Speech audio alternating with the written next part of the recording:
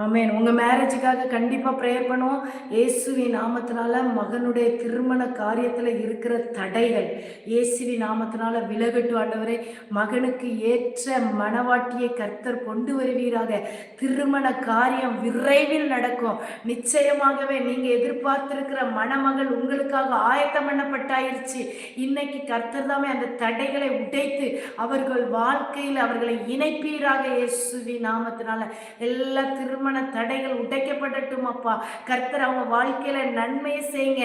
என் எதிர்காலம் எப்படி இருக்கும், எனக்கு வரப்போற மனைவி என் குடும்பத்தை பொறுப்போடு செய்வாளா என்று சொல்லி உங்களுடைய சமூகத்துல கேட்கிற மகனுக்கு கர்த்தர் தாமே நிச்சயமாகவே அந்த காரியங்களை வாய்க்க பண்ணுங்க.